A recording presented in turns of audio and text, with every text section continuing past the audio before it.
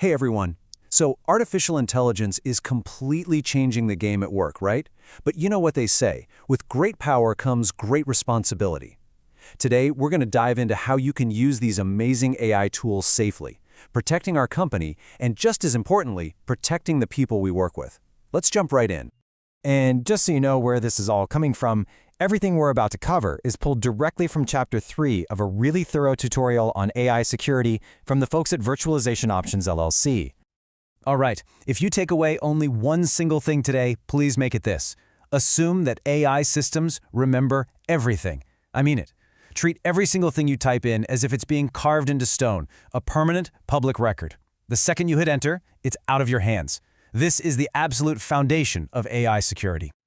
So, this idea brings us to the two most critical kinds of data we are all responsible for guarding. And these aren't just buzzwords, they represent our promise to protect actual people and to secure the future of our company. First on the list is PII, which stands for Personally Identifiable Information. Now, as the slide says, it's any data that can point to a specific person. And leaking this isn't just about breaking a rule. It can cause devastating, real-world damage to someone. We're talking identity theft, fraud, you name it. This is all about protecting people. So what does that actually look like? Well, you've got the obvious stuff. Names, social security numbers, things like that. But it's also bank details, private medical records, even simple usernames and passwords. Any single piece of this puzzle is PII, and we have to protect it like it's our own.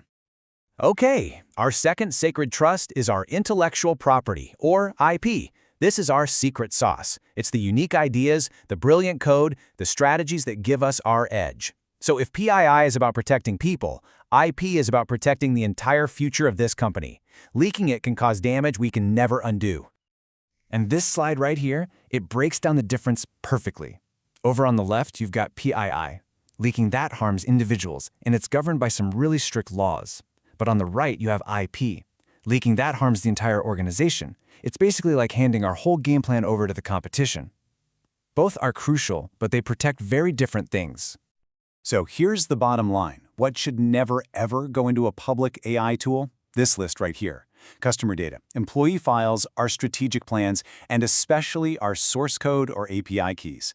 Think of this stuff as being locked in a digital Fort Knox. It stays inside, always.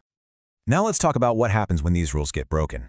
And this isn't some hypothetical scenario, this is a real-world story that shows just how fast a small mistake can snowball into a total disaster.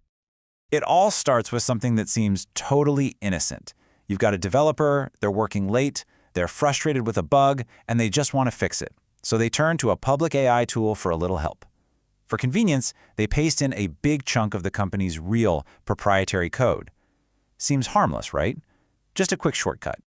But remember our number one rule. The AI remembers everything. Months pass. Then, a competitor, using a totally different AI tool, starts getting code suggestions that, well, they look suspiciously familiar.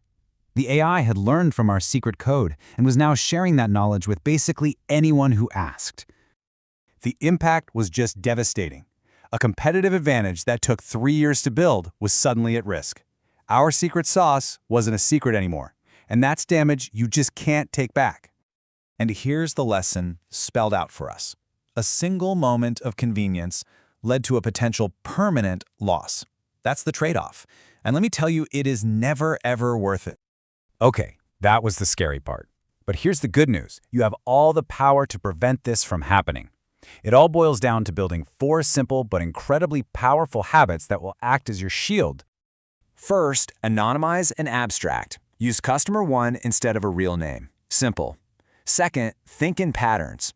Ask about general strategies for a type of situation, not your specific, confidential one. Third, and this is my favorite, use a mental checklist, the billboard test.